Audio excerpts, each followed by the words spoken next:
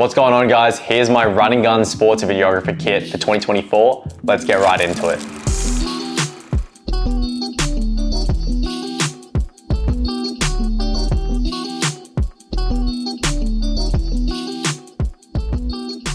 Shooting sports content is all about capturing the moment and making sure you have everything covered.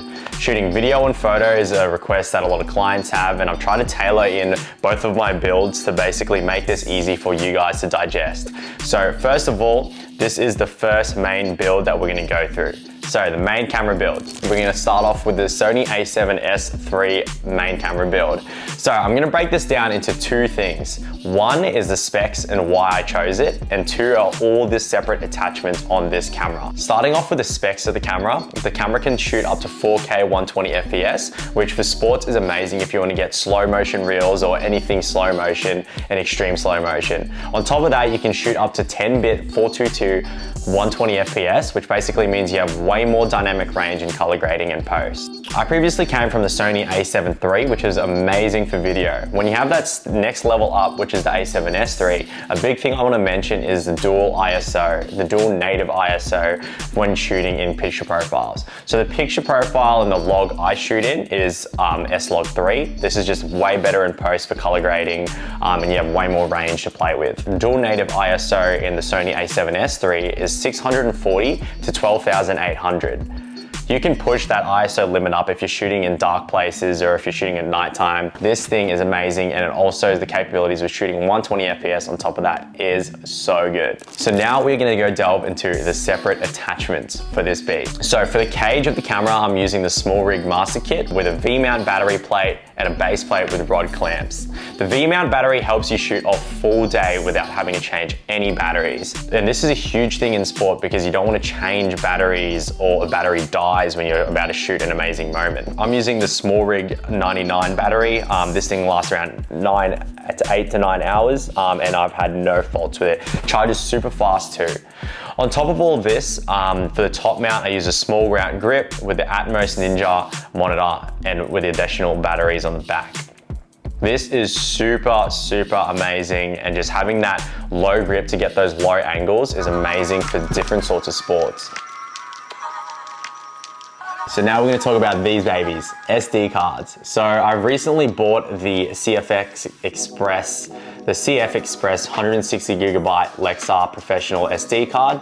With this SD card, you can shoot up to 120 frames per second, and this is amazing, as I said before, for slow motion. For all my other SD cards, I'm currently using the SanDisk Extreme Pro 300 megabits per second SD card and 128. You want to carry around as many SD cards as you can when you're shooting sport, because you are constantly shooting, and the worst thing when you're recording sport is if you run out of space. Trust me, it's happened to me before.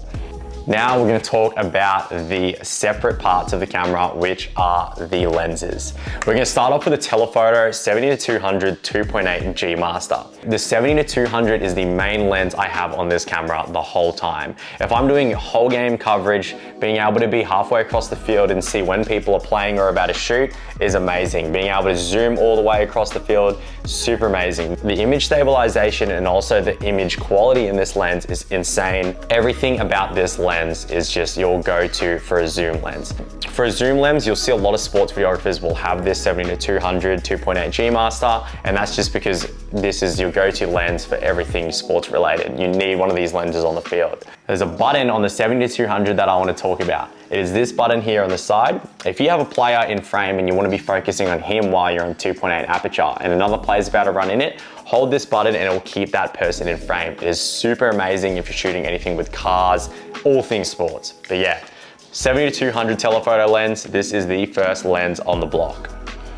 The Tamron 24-70 2.8 zoom lens. This is a super versatile lens. This was one of the first lenses I picked up when I had my Sony. I literally shoot majority of my things with this lens. I don't have the G Master because I feel like the image quality between the G Master and the Tamron is so slim to none. The only difference is inbuilt body stabilization. This lens doesn't have stabilization in it. That's the only thing. This lens is perfect for a wide range of shots, medium shots, wide range shots, establishing shots, close-up shots when you're in a locker room with someone, and just follow cams, everything. This lens is amazing. The Tamron 24-70 2.8. Now over to the wide angle 16-35 2.8 G Master Sony. This thing is amazing.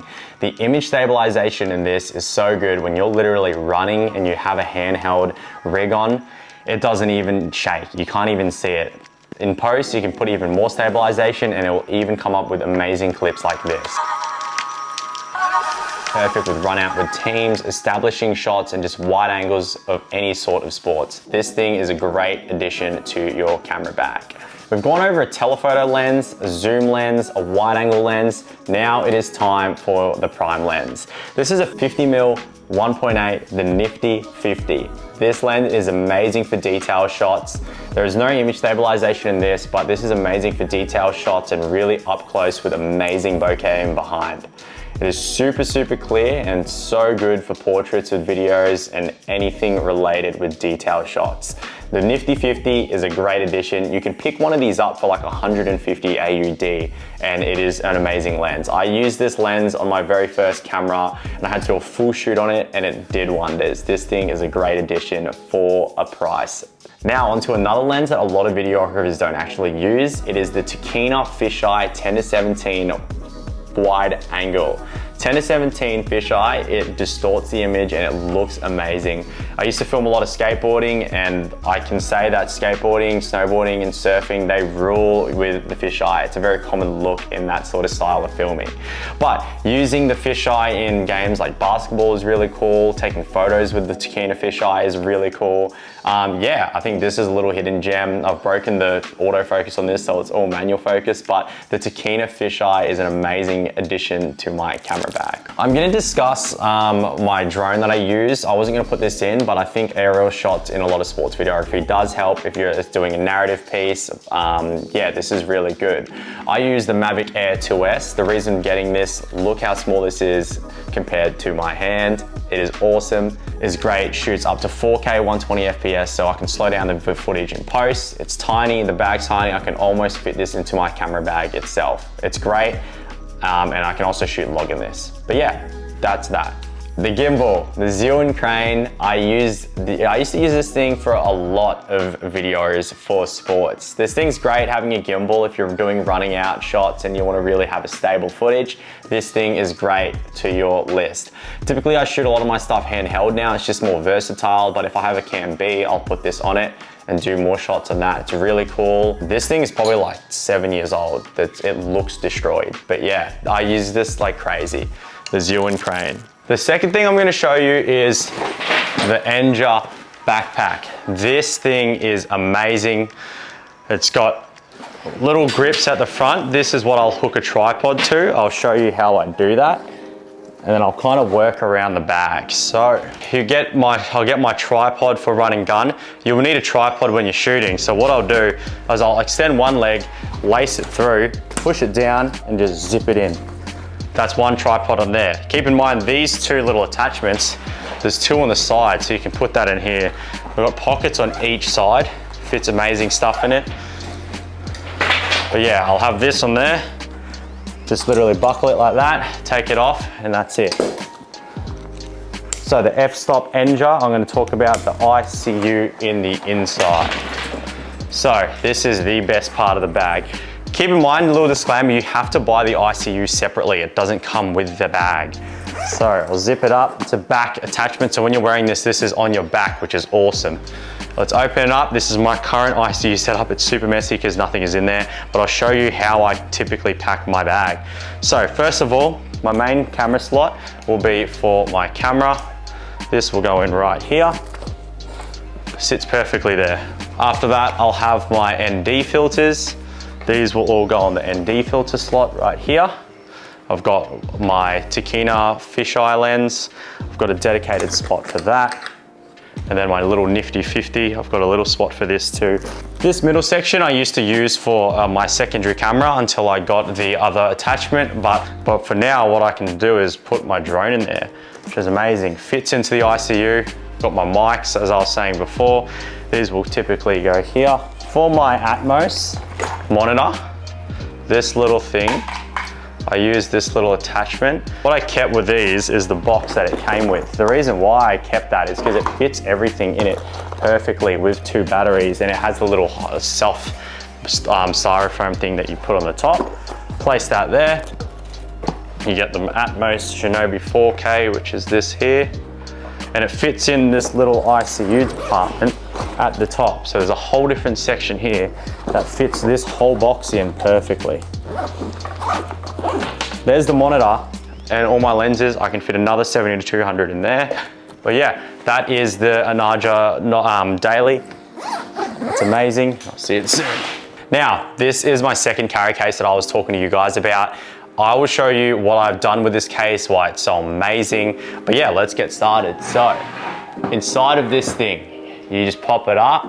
This is my current ICU setup, and I'll show you how much I fit in here for the price of $40.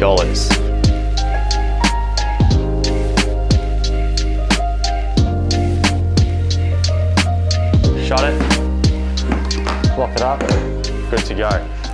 Tripods. Let's talk about the Manfrotto B3 Advance. This thing's awesome if you want to shoot vertical reels or have separate videos that you want to shoot all vertical in. That has a ball head on top here. So if you see, we can unscrew this and basically you can put your camera, if it was on this, in a vertical position and it can shoot in vertical. The one downfall about this is there's no handle, so majority of the time if you're shooting video, you're going to be holding it up tight and close and it might be a bit wobbly and shaky, but you can always fix that in post. Okay, all things audio.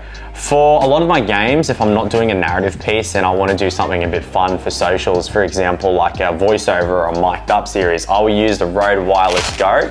I've got two of them. I've got the 2-pack, which are these tiny little mics, and there's 2 mics and then it connects to a transmitter, which connects to your camera.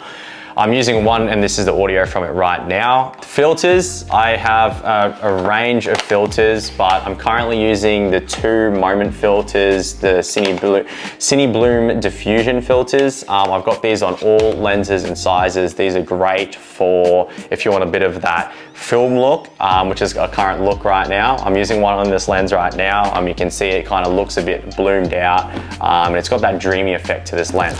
All right, so ladies and gentlemen, we are going to talk about the best camera attachment, anything attachment, videography attachment for a run and gun sports content creator. It is currently this thing that is on my bag right now. This is called the Peak Design Quick Release Clip version 3 with the base plate. This thing, I've got this on a little camera bag. This is my second camera bag. It's a Bellroy camera bag. I typically store 1 to 2 lenses in here, some batteries, ND filters, everything. Fits a great amount in it. But having this on the side, I will show you, you can literally attach your Sony or any camera on this. Also to note, if you're a run and gun content creator and sometimes a client wants you to shoot both video and photo, this is always a tricky situation because you want to be able to capture the moment without changing lens or changing positioning. You want to be able to do this with 2 on the go times. I've got my Sony a7S III here, and these are the 2 clips. I simply push it in like that when I'm shooting on a main video and just have that camera on the side there. I can shoot a video and just have this clipped on the side. Doesn't even fall. But yeah, that's what I was talking about, the Peak Design camera clip. And then you just quick release it like this. There's a quick release here. Clips off like that. One more time. Bang. You can attach this on anything, by the way. And yeah, that's my whole complete setup. Thanks for staying for the end of the video. If you have any questions, feel free to hit me up on Instagram, TikTok, whatever, at aidenchiller.com. I think being able to just voice what I have for my run and gun setup will help you guys. So hope to see you guys soon.